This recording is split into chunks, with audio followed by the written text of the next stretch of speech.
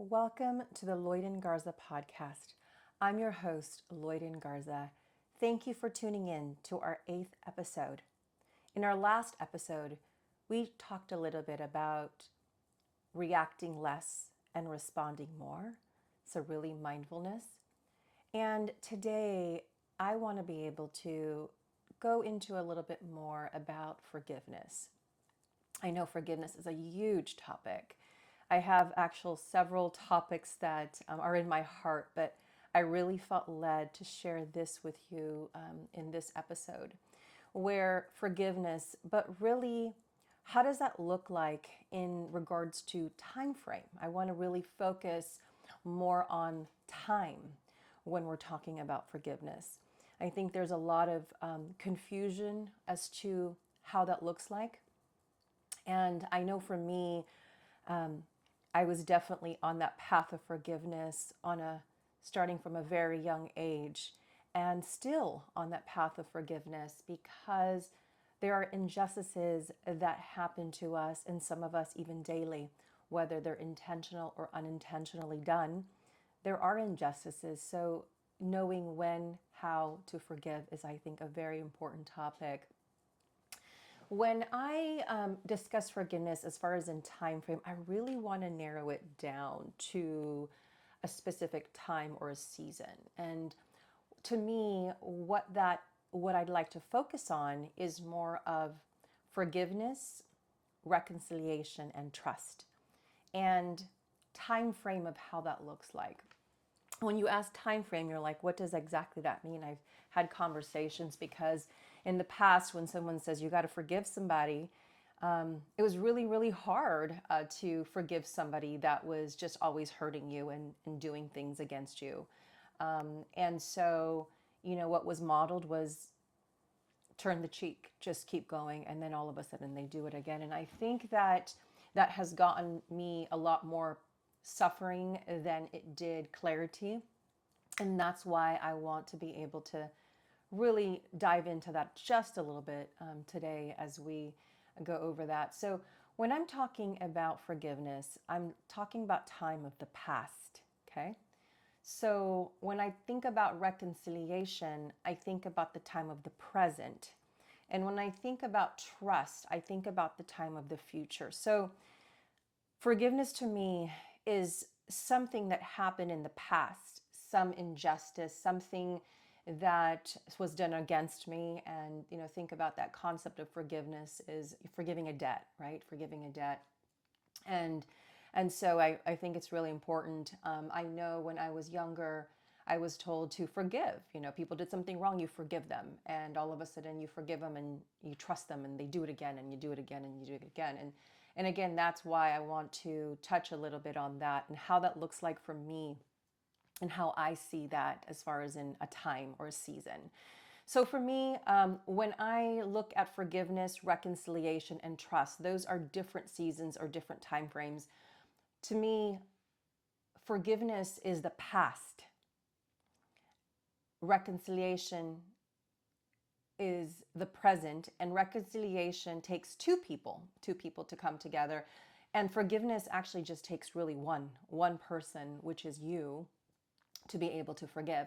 Now, I'm not sharing with you, hey, here's a situation and forgive this person or not forgiveness. This is not what this episode is about. I really am focusing on the time frame as far as in how that looks like. And so forgiveness, again, has to do with the past.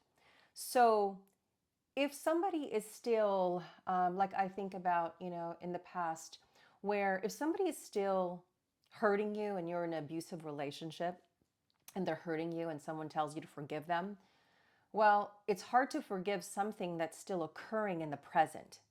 So that's why I say clarity about forgiveness has to do with the past.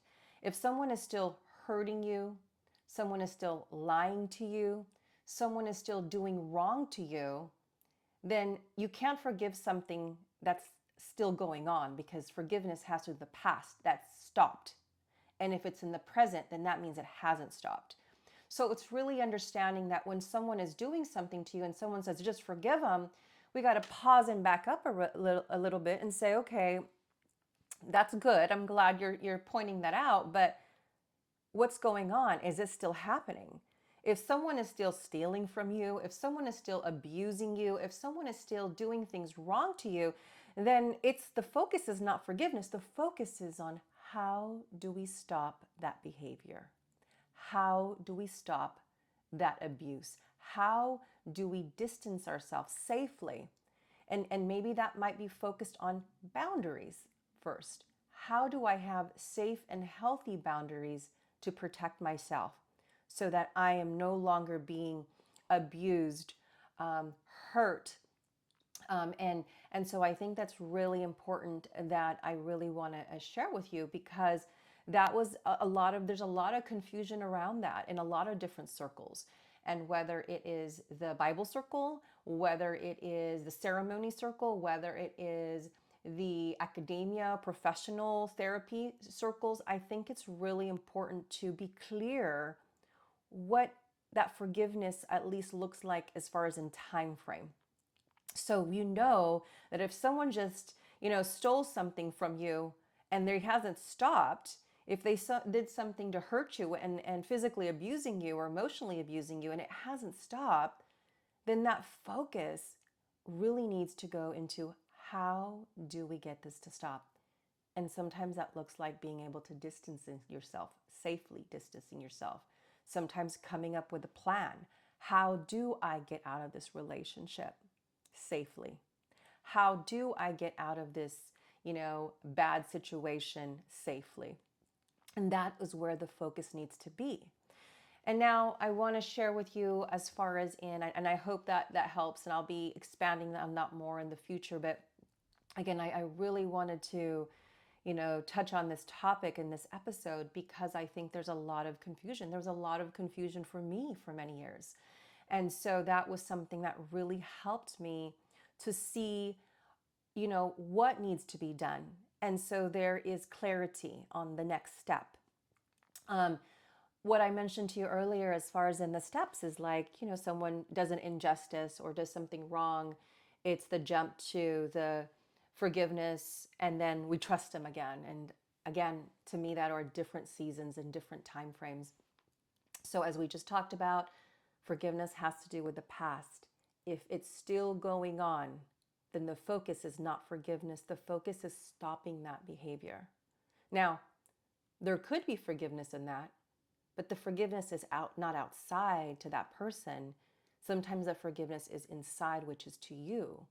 The forgiveness is, I'm sorry to myself, and I want to forgive myself for allowing this to happen to me, for taking the abuse, for staying here longer than I should.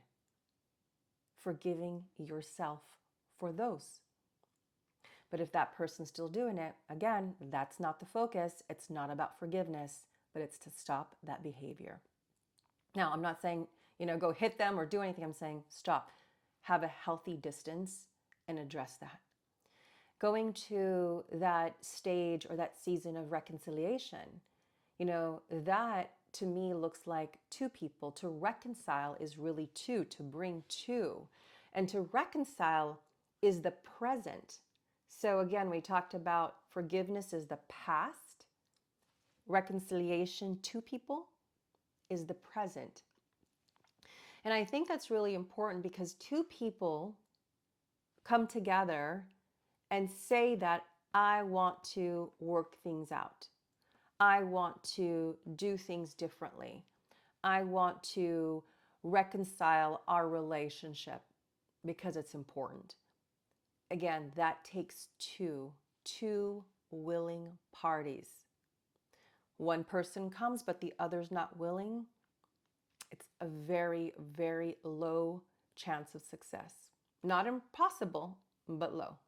I believe in miracles. But I'm also realistic as into what's the probability. Two people, reconciliation. Or if it's a larger group, then it could be more than two people, but it's not like forgiveness where it's one. And so reconciliation, two people come together, two people address the issue, two people confront the pain or the behavior or the issue. And that's really important. And in that process, I just feel really led to expand a little bit more about how that looks like when somebody is coming and in that reconciliation and addressing. I think that, in the past, I know I grew up in an environment, in a family that really didn't confront situations, more avoided it. Or if it was already there, then it was an explosion and it was a fight. And so there was not really a healthy modeling of coming to somebody or teaching you and seeing how healthy confrontation looks like. Because the word confront, many people get scared. It's fights, it's arguments, somebody gets hurt, we don't talk, there's a separation. And so many people, including myself for many years, did not even like how that sounded. I shrinked to that. And I'm letting you know that it's not all, oh, hey, I'm just going to embrace all that. There's still that uncomfortableness of that, uneasiness of that, but it's definitely that intensity is not so, it's not so that it's flooding me and causing me to just be still and not do anything. So why I mention that is when I think about confrontation, it's interesting because I heard this. I heard this where there was a pastor talking, and it was really interesting because of his explanation of confrontation. And so it was very different from what I had grown up in and the meaning that I was giving confrontation, a very negative meaning. And so it was interesting because in the context of confrontation, it was talking about how it's very important that we confront the situation. It's not to put someone down. You're not here to fight the person. You're here to solve the issue. And when you're looking at it from that place of, I'm here to solve the issue, I am here to reconcile, I am here to resolve and get relief, that I think that it changes the feelings and the stress levels and everything that goes around that. And so why I share with you about that confrontation is because, like I mentioned, that I remember seeing a pastor say something that really just, that touched my heart. And in that context, he said, do you know what the difference is of a peacekeeper and a peacemaker? And I remember many years ago sitting down thinking, aren't they about the same thing? Peacekeeper? I mean, I've always been told it's important to be the peacekeeper of the family. There's the peacekeeper that you need to be. And so it was really interesting because he stood there, as I'm kind of, I'm sitting down, but I'm going to kind of show to you, as he stood there with his hands out. And he said that a peacekeeper stands in the middle and is holding the peace between two parties that are angry, that are hurt, that are boiling over with anger and frustration, and they're standing in the middle, holding them back, keeping the peace. And so, although you might think that the fight's not happening because you're in the middle and you're holding them back, they haven't changed. They're still angry until when you're gone and you're no longer in the middle, or that peacekeeper's no longer in the middle and they're by themselves, and then an explosion happens. Nothing ever gets resolved. It gets worse. They ignore or fight, whatever it is, it may be. Now, a peacemaker was more of, like we just talked about, confrontation, right? But in a different way. That they allow the other ones, they keep them apart, where the peacemaker allows them to have that space and brings them in. And that space that one can actually be heard and hopefully understood.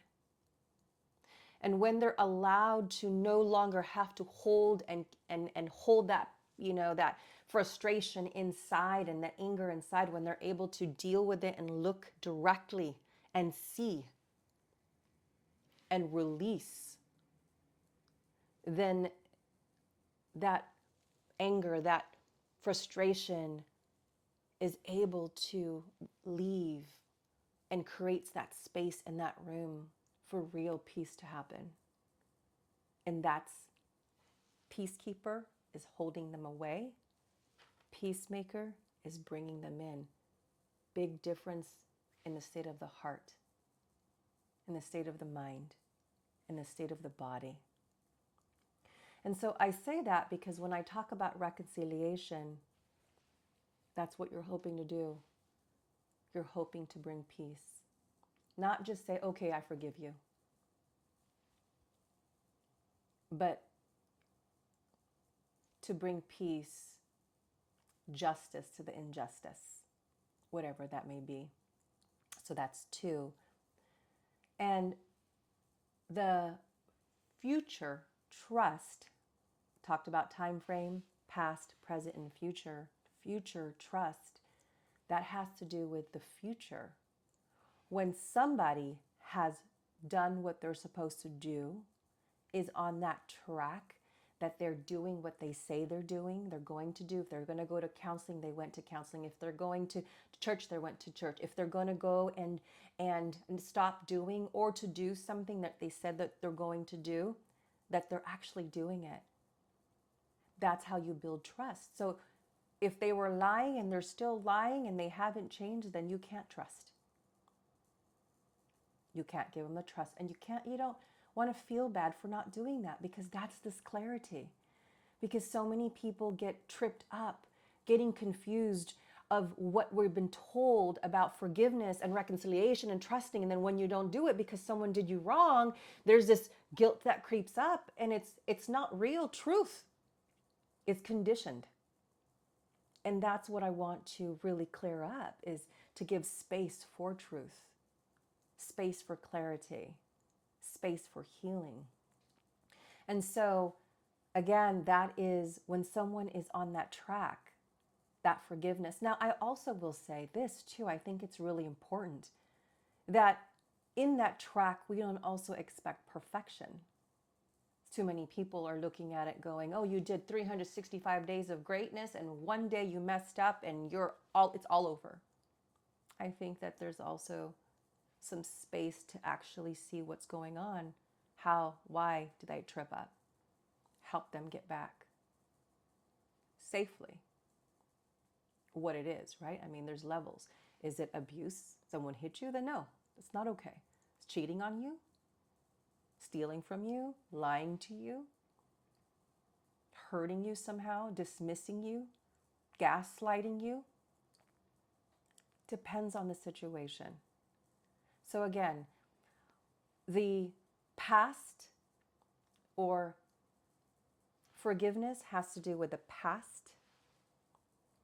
Reconciliation has to do with the present, which is you and that person. Past is just you. Has it been done? And then the future is trust. So past, present, and future. So forgiveness lies in the past. Reconciliation lies in the present. And trust lies in the future. So I hope that sheds some light and clarity to those that are looking for that and have had some confusion. I know it's the information given to us. Is I think when it's passed down, it's meant, the heart behind it is good. But unfortunately, how it comes out is not as effective. So I hope that, helps you, and I look forward to learning more with you. And I just want to thank you for tuning in. I have so much I want to share with you and so much to be able to give to you. So thank you for your time, and thank you again for tuning in. And I look forward to our future episodes. So thank you again for joining. I'm Lloiden Garza.